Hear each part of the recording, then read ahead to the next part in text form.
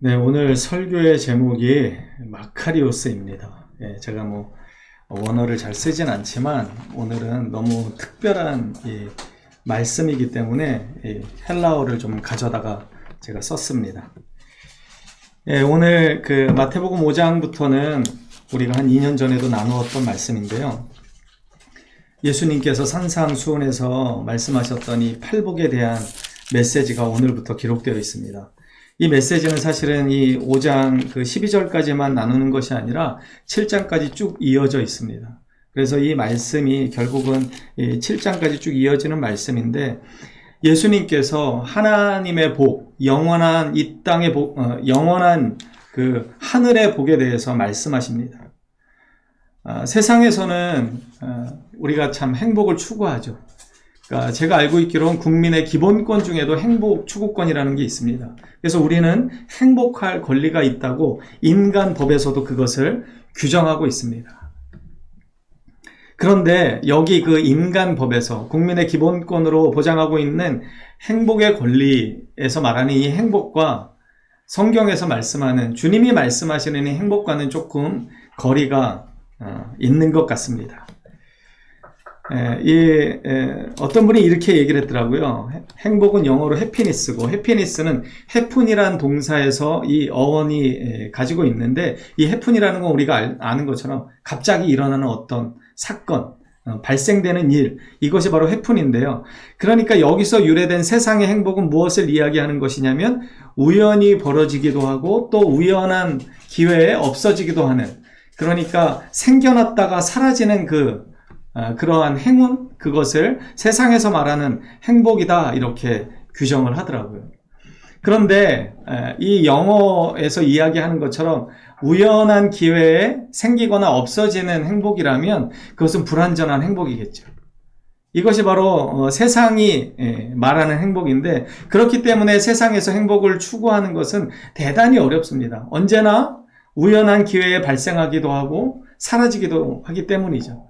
그래서 많은 사람들이 이 행복을 찾다가 우연한 기회에 그것이 생기면 기뻐서 뛰지만, 기뻐서 감격하지만, 우연한 기회에 그것이 사라지게 되면 엄청난 실망감과 허탈감과 그 공허감에 사로잡혀서 때로는 생을 마감하는 경우들이 너무나 자주 보게 되는 우리의 인생사이기도 합니다.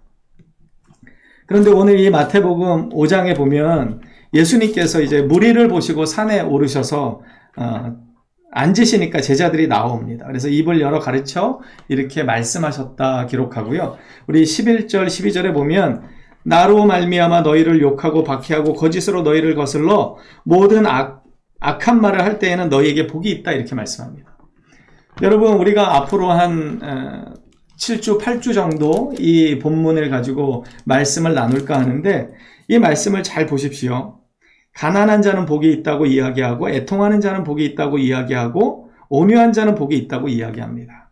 줄이고 목마른 자는 복이 있다고 이야기합니다. 여러분, 우리 지금 살아가는 이 시대의 메시지하고는 전혀 다른 말씀을 하고 계신 듯합니다.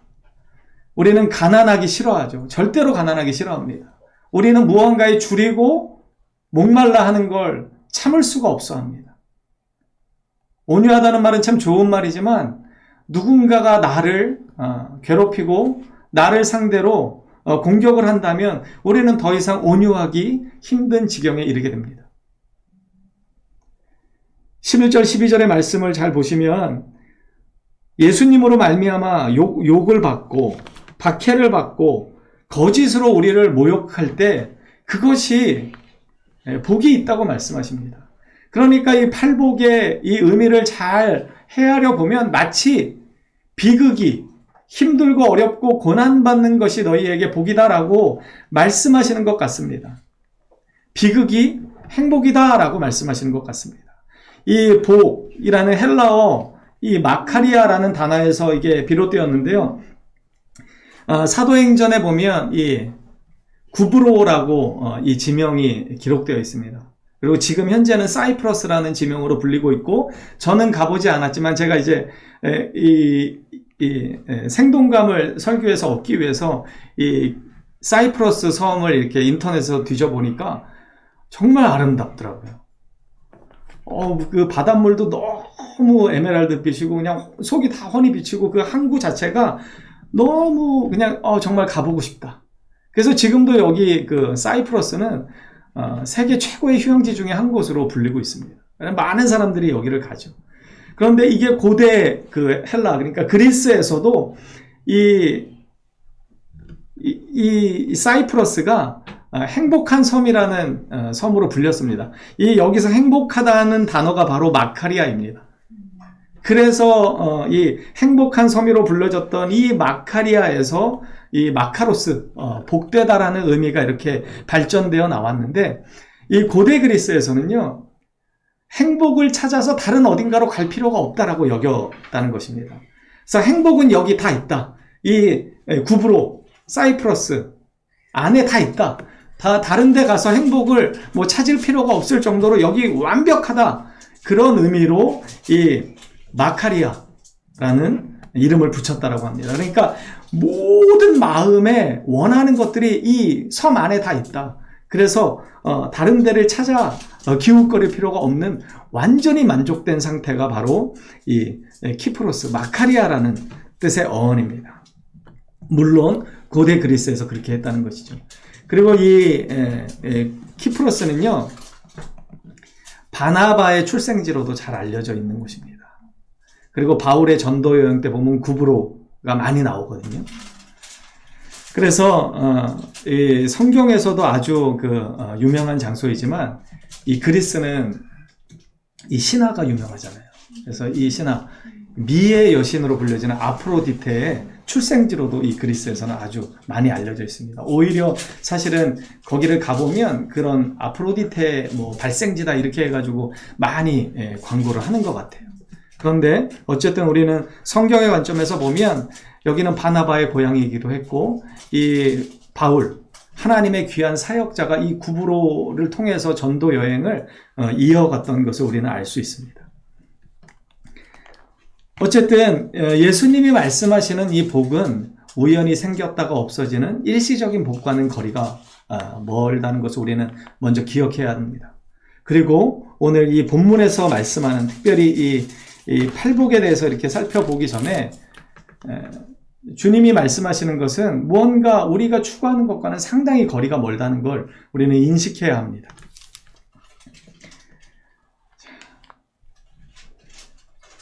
그래서 여기 그 심령이 가난한 자는 복이 있나니라고 하실 때 사용하셨던 바로 그 복이 마카리오스라는 단어입니다. 그래서 예수님이 말씀하시는 복은 그러면 도대체 어떤 복을 말씀하시는 걸까요?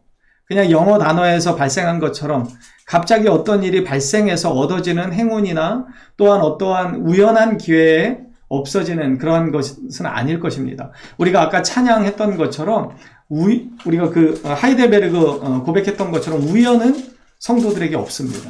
하나님의 모든 간섭하심과 섭리 안에서 우리의 인생은 사라지게 되어 있는 것입니다. 그래서 이 말을 곡해하고 이 말에 대해서 딴지를 걸고 싶었던 이 철학자들이 뭐라고 이야기하냐면 우리가 마치 로봇인 것처럼 우리를 해석하죠. 그래서 수절을 들 것인가 말 것인가도 하나님이 다 정해놓으셨다. 뭐 이런 식으로 곡해를 합니다. 그런 게 아니죠. 우리는 최선을 다해서 하나님의 그 선하신 계획을 따라 선택하고 나아갑니다.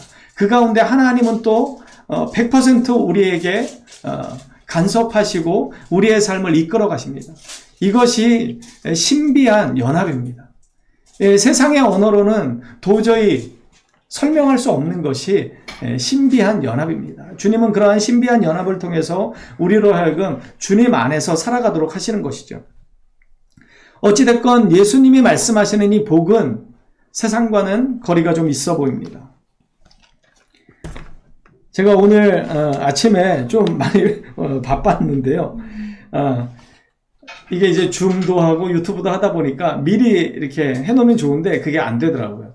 바로바로 이제 실시간으로 해야 되는 부분이 있기 때문에, 그리고 이게 또 조금 되다 보니까 자꾸 이게 꺼져요. 그래서 지금 왜 꺼질까? 그래서 지금 찾아보고 있는데,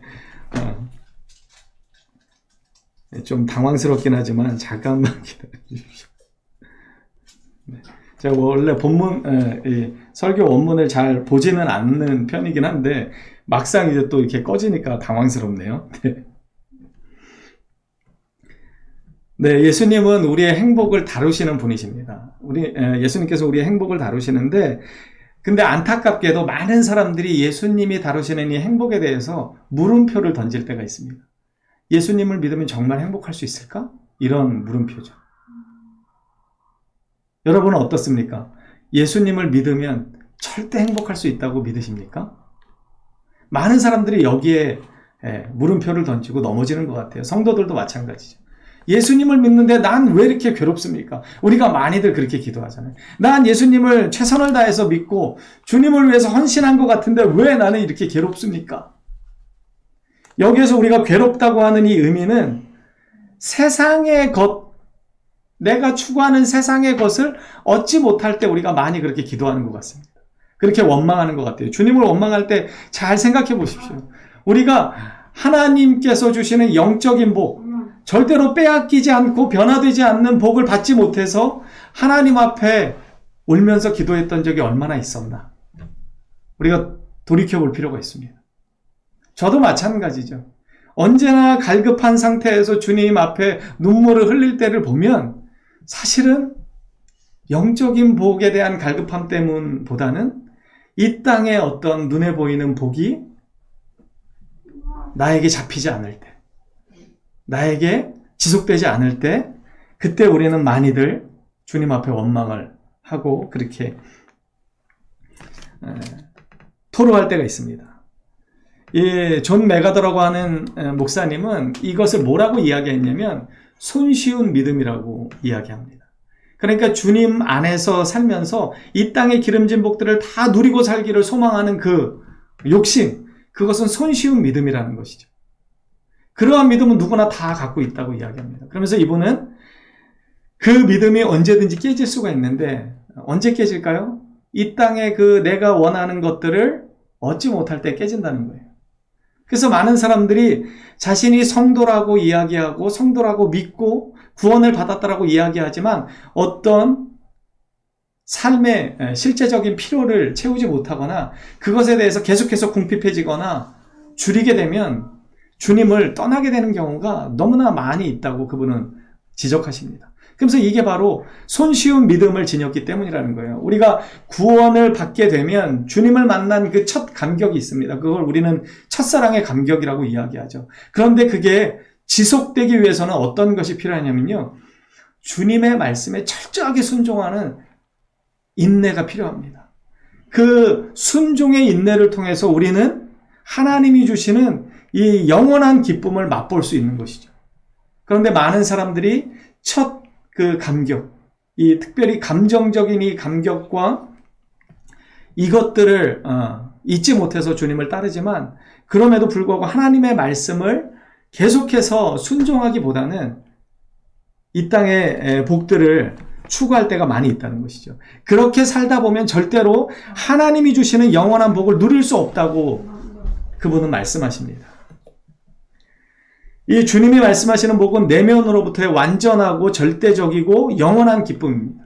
그것이 오늘 본문에서 말씀하시는 마카리오스라는 단어가 의미하는 바입니다. 이 복이 있다는 말은요, 인간을 그 존재의 이 깊은 바닥서부터 완전히 충족시키는 이 기쁨을 말하는 거거든요. 그러니까 어떠한 일이 있거나 없어지거나에 따라서 내 기쁨이 사라지고 없어지고 이런 문제가 아니라 존재 자체 그 깊은 내면에서 끌어오르는 기쁨, 그것이 이 마카리오스가 뜻하는 단어라는 거예요. 그런데 이 존재 자체로 내가 기뻐한다는 게 뭡니까? 이 존재 자체로 내 마음을 감동시키는 이 궁극적인 기쁨은 하나님의 성품과 깊은 관계가 있습니다. 제가 이 화면에 띄웠는데요. 119편에 보면 이러한 찬양들이 너무나 많이 있습니다. 찬송을 받으실 주 여호와여 주의 율례들을 내게 가르치소서. 제가 여기 받으실을 강조했는데 이게 없어졌네요. 또 여기 119편 12편에 보면 찬송을 받으실 주 여호와여, 여기서 받으실 만하다는 것이 바로 마카리오스, 헬라어로 마카리오스는 단어입니다. 디모데전서 1장 11절에 보면 이 교훈은 내게 맡기신 바 복되신 하나님의 영광의 복음을 따름이라 할 때 복되신 하나님 할 때 이 복되신이라는 단어가 바로 이 마카리오스라는 단어입니다. 그러니까 이 복이라고 하는 이 의미는 하나님의 성품과 깊은 관계가 있습니다. 그러니까 우리는 이 예수님이 말씀하셨던 이 복을 생각할 때 어떤 걸 생각해야 하냐면 하나님의 성품과 연관지어서 생각해야 합니다. 그러니까 아까 그 존 메가더 목사님이 하셨던 말씀은 뭐냐면 우리가 이 손쉬운 믿음을 갖고 살기 때문에 넘어지는데 이 손쉬운 믿음이라는 건 뭐예요? 하나님의 성품에 참여하지 않는다는 거죠. 하나님의 성품에 참여한다는 건 무엇입니까? 하나님의 말씀에 목숨을 거는 거예요. 그래서 그 말씀을 지키기 위해서 날마다 힘들고 어렵지만 순종해 가는 것이죠. 그 순종해 갈 때 주님의 그 성품에 참여하게 되는 것이고 그 주님의 성품에 참여하게 될 때 진정한 하나님이 갖고 계신 이 복을 그나마 조금 누릴 수 있다는 거예요. 여러분 제가 바울 사도에 대해서 여러 번 말씀드리지만 바울 사도는 참 힘들게 살았던 사람입니다. 예수 믿는 것 때문에 소위 말해서 패가망신한 사람이에요. 그가 가졌던 경제적인 그리고 그 가문의 어떤 그 영향력들 그리고 그의 학벌, 지식, 그의 로마 시민권 이런 것들이 그냥 무용지물이 됐습니다. 지금으로 따지자면 그는 대단히 높은 석좌 교수쯤 되는 그 학벌로는 그 정도였었고요. 미국 시민권자일 뿐만 아니라 돈도 꽤 많은 사람이었습니다. 그런데 그가 예수를 믿는 것 때문에 이 모든 유리한 세상에서 필요한 모든 유리한 조건들이 무용지물이 된 거예요. 그런데도 그는 어떻게 살아갑니까? 그는요, 그의 서신서에 보면은요, 언제나 자기 자신을 뭐라고 이야기하냐면요, 그리스도의 사도라고 이야기합니다. 그것을 아주 자랑스럽게 여깁니다. 그리고 또, 이 바울 사도는 특별히 예수님을 직접 만난 적이 없어요. 예수님이 살아계실 때 한 번도 대면한 적이 없기 때문에 언제나 많은 사람들로부터 어떠한 공격을 받았냐면 사도권에 대한 정통성이 부족하다. 이러한 비난과 지적에 시달렸던 사람입니다. 그런데 그는 언제나 흔들리지 않고 그의 서신서에 보면은요, 자신이 어떻게 하나님의 사도가 되었는지를 잘 설명해요. 그러면서 언제나 그것을 자랑스럽게 여깁니다. 나 그리스도의 사도된 바울은, 그리스도께 종된 바울은, 그리스도께 메인바된 바울은, 이렇게 여러 가지 미사여구를 통해서 이 사도 바울은 자신이 예수 그리스도의 사람이 된 것을 너무나 기뻐합니다. 여러분, 이 사람이, 이 바울이 그렇게 모든 것을 다 빼앗겼음에도 불구하고 기뻐할 수 있었던 이유는 무엇입니까? 바로 이 신의 성품에 참여했기 때문입니다. 여러분, 많은 사람들이 믿음을 가지고 살지만 이 믿음의 확신이 흔들릴 때가 많이 있어요. 근데 왜 흔들리는지 아십니까? 믿음의 확신이 왜 흔들릴까요? 주님은 우리에게 분명히 구원의 은혜를 주셨고 우리에게 성령의 기름 부음을 주셨는데 왜 믿음으로 사는 사람들이 그럼에도 불구하고 내가 과연 하나님의 사람인가? 내가 과연 십자가의 은혜를 받은 사람인가? 라고 스스로 딜레마에 빠질 때가 있다는 거죠. 왜 그럴까요? 의외로 간단합니다. 말씀에 순종하지 않기 때문이에요. 여러분, 말씀에 순종하는 자들은요, 주님이 주시는 놀라운 확신 가운데 계속해서 거하게 될 수밖에 없습니다. 그것이 하나님이 주시는 복이에요.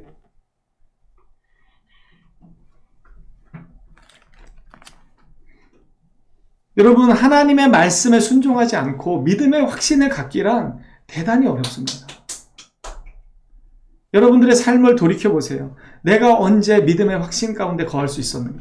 주님의 말씀 앞에 철저하게 순종할 때입니다. 그게 주님의 방법이에요. 주님의 말씀을 가볍게 여기고 주님의 말씀을 무시하고 주님의 말씀과 인도함에도 불구하고 주님을 계속해서 따르지 않게 되면 이 확신이 흔들릴 수밖에 없는 것입니다.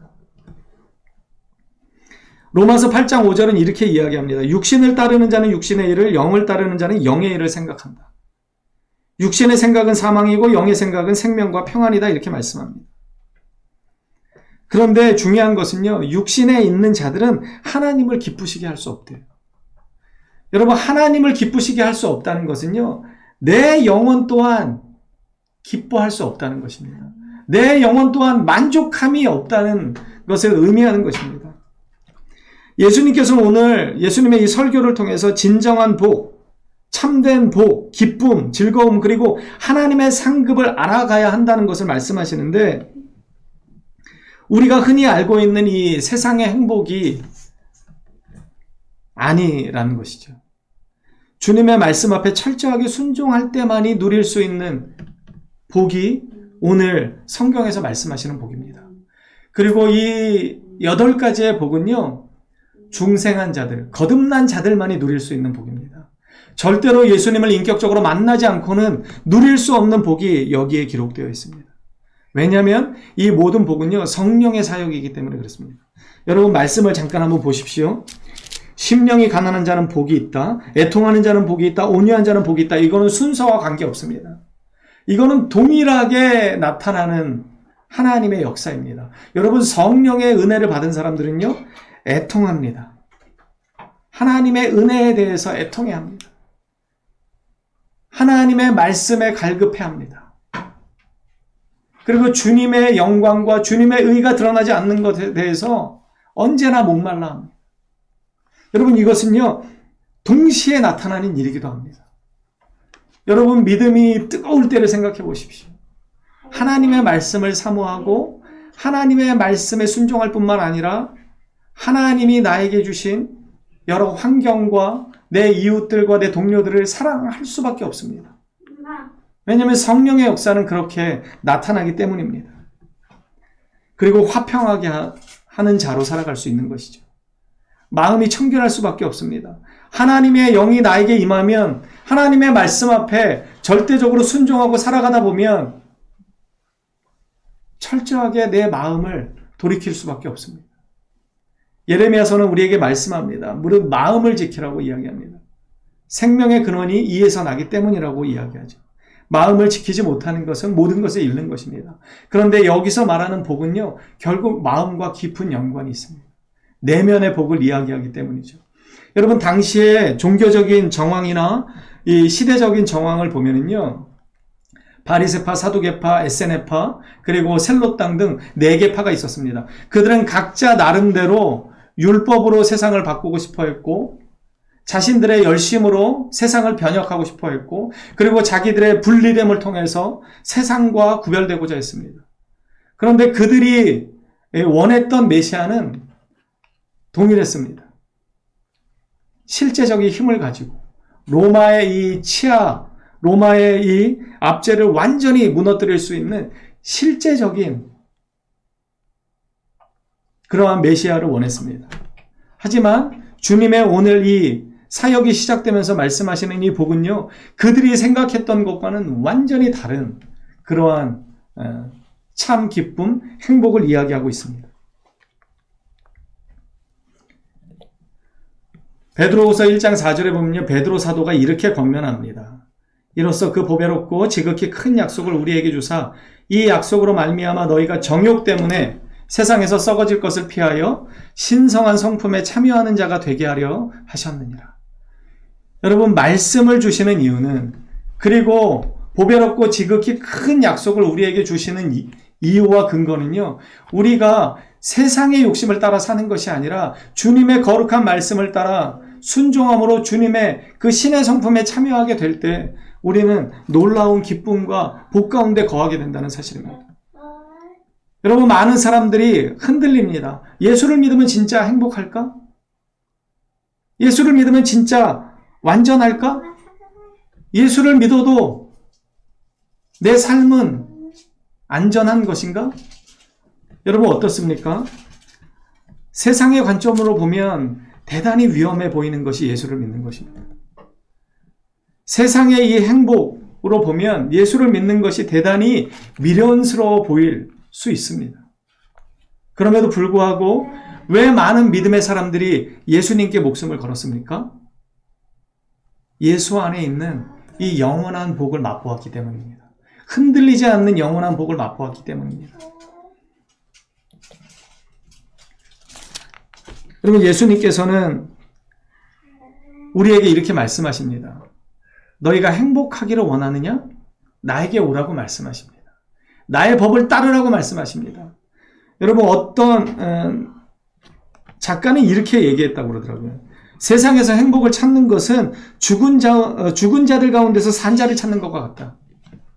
세상에서의 그 행복을 찾는 것은요, 죽은 자들 사이에서 산 자를 찾는 것 같다는 불가능한 이야기를 하는 것이죠. 왜냐하면 세상의 행복은 유한하고 지나가는 것이고 만족함이 지속되지 않는 그러한 즐거움이기 때문에 그렇습니다. 여러분, 아이들을 보면은요, 자기가 가지고 싶어 하는 것을 꼭 손에 쥐고 싶어 하죠. 저희 아들 얘기를 해서 죄송한데, 이 아이가 뭔가를 갖고 싶어 해요. 그럼 웬만하면 특별히 나쁜 게 아니면 저희가 사주죠. 그런데요, 어떤지 아세요? 오늘 샀는데 오늘 다른 걸 검색합니다. 놀랍죠. 다음 거를 미리 이제 계산하기 시작하는 거예요. 제가 그 모습을 보면서 그것이 우리의 모습이 아닐까라는 생각이 들었습니다. 지금 내가 원하던 것을 손에 쥐었는데 그것으로는 만족이 안 되는 거예요. 여러분, 우리 영혼의 만족은요, 이 세상의 것들로 채울 수가 없는 거예요. 그게 우리의 그 반복적인 모습을 통해서 볼 수 있는 것이죠. 그런데 세상은 계속해서 우리에게 거짓을 약속합니다. 그것을 얻으면 행복할 거다라고 자꾸만 착각하게 하는 것이죠. 물론 여러분, 제가 이 모든 것들이 필요 없다고 말씀드리는 것이 아닙니다. 하지만 진짜 흔들리지 않는 복은 어떤 사람이 누리고 살아가는가? 하나님의 말씀의 뿌리를 내리고 그 말씀에 순종하며 사는 자들만이 이 하나님의 성품에 참여할 수 있기 때문에 그 하나님이 가지고 계신 이 놀라운 흔들리지 않는 복, 이 우리의 전 인격을 밑바닥부터 만족시키고 영원토록 찬양할 수 있도록 하는 이 기쁨은 오직 주님께로부터 비롯되는 것입니다. 그래서요, 바울 서신서에 보면은요, 잘 보세요. 거기 보면요, 은혜와 영광과 찬송이 여호와께 있다, 이렇게 이야기합니다. 그리고 이 교회를 향해서 바울이 이제 권면하고 축복을 하거든요. 제가 축도를 할 때 고린도후서 13장 13절을 배경으로 축도를 해요. 기독교 목사님들이 다 그렇습니다. 근데 거기에 보면 주 예수 그리스도의 은혜와 하나님 아버지의 사랑하심과 성령의 교제 교통하심, 그 복을 비는 거예요. 왜냐하면 이 복만이 우리를 영원한 기쁨과 영원한 만족 가운데 우리를 인도하기 때문입니다. 부끄럽지만 저도 욕심이 있습니다. 무언가 갖고 싶을 때가 있어요. 그러면 몇 달 동안 그 생각에 사로잡힐 때가 있습니다. 그런데요, 그때를 잘 지나고 나잖아요. 그러면요, 또 생각이 나지 않아요. 여러분들이 그런 경험을 해보셨는지 모르겠습니다. 그걸 막 갖고 싶은 욕심이 생길 때가 있어요. 그래서 그것을 얻을 때도 있죠. 그것을 구매할 때도 있어요. 그런데 엄청 갖고 싶은 게 있었는데 상황이 여의치 않아서 지나갑니다. 하루, 이틀, 열흘, 한 달, 두 달, 석 달 지나고 나면은요, 내가 그거를 갖고 싶어 했는지 이렇게 궁금할 때가 있어요. 저는 그럴 때가 있더라고요. 그러니까 세상에서 우리가 추구하는 것들은 그런 것 같아요. 없으면 되게 답답할 것 같고 없으면 죽을 것 같이 그 순간은 그렇지만 지나고 나면 필요가 없어지는 것들도 너무나 많이 있다는 거죠. 하지만 여러분, 주님 안에 있는 복은 어떤 것입니까? 우리는 그 복을요, 쟁취해야 합니다.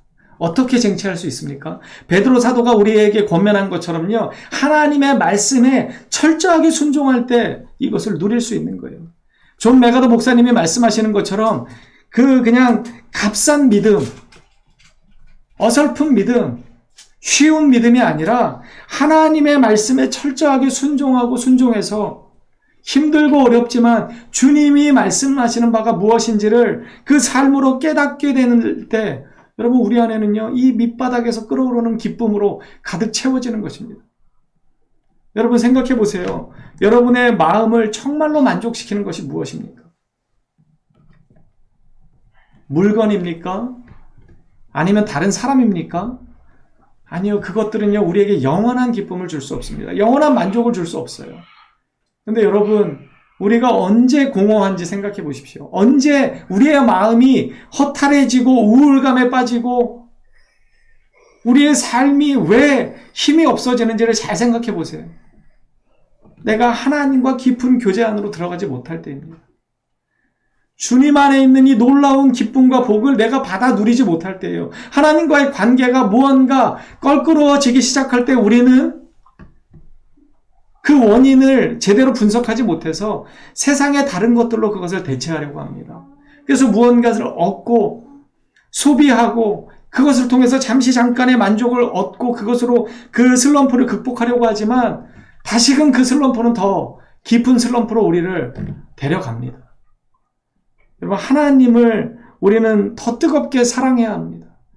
예수님이 말씀하시는 이 복은요, 이 세상에서 얻을 수 없는 복입니다. 세상의 것들로 채울 수 있는 복이 절대 아니라는 사실을 우리는 기억해야 합니다. 여러분, 우리는 필요합니다. 저도 필요해요. 여러분도 필요한 것이 있을 것입니다. 하지만 그것은 필요한 것입니다. 그것이 나를 만족시켜주는 것이라고 착각해서는 절대로 안 됩니다. 그것을 주시는 분이 누구이신지를 우리는 생각할 수 있어야 합니다. 그리고 그분 안에 거할 때 그분의 말씀의 능력을 우리가 정말로 힘입을 때 바울이 세상의 관점으로 보면 다 패가망신한 미치광이처럼 살아갔지만 바울에게는요 분명한 기쁨과 누구도 빼앗을 수 없는 이 놀라운 복이 있었습니다. 그래서 바울 사도가 로마서 8장에 뭐라고 고백합니까? 높은 것이나 낮은 것이나 그 어떤 것으로도 그리스도의 사랑에서 우리를 끊어낼 수 없다는 것입니다. 여러분, 그리스도의 사랑만이 우리를 완전하게 만듭니다. 그리스도의 사랑만이 우리를 가장 기쁘게 만들고 우리를 가장 행복하게 만들고 우리를 영혼 이 밑바닥부터 감격 가운데 살아갈 수 있게 하는 것이 바로 예수 그리스도의 십자가의 사랑과 은혜입니다. 여러분, 주님이 그 마음을 품으시고 지금 산상에서 설교하시기 시작하는 것입니다. 너희들이 생각하고 추구했던 그 행복을 다 버리라는 것이에요. 그래서 주님이 이해할 수 없는 말씀들을 하시기 시작하는 거예요. 가난한 자가 복이 있고 애통하는 자가 복이 있고 줄이는 자가 복이 있다고 말씀하시는 거예요. 핍박을 받고 욕을 먹고 거짓으로 비난을 받는 것이 복이 있다고 말씀하시는 이유는 그것이 예수 때문에 벌어진 일이기 때문에 복이 있다고 말씀하시는 것입니다. 여러분의 삶에 정말 예수 때문에 당하는 고난이 있어지기를 축복합니다. 예수 때문에 예수 안에 있는 이 영원한 복을 붙잡기 위해서 세상에서 누리는 잠깐의 그 쾌락을 과감히 떨쳐낼 수 있게 되기를 축복합니다. 여러분, 주님만이 우리의 영혼을 책임지십니다. 주님만이 우리의 참된 만족을 허락하십니다. 주님만이 우리를 우리보다 더 사랑하시기 때문입니다. 세상의 그 어떤 것들은 우리를 그렇게 사랑하지 않습니다.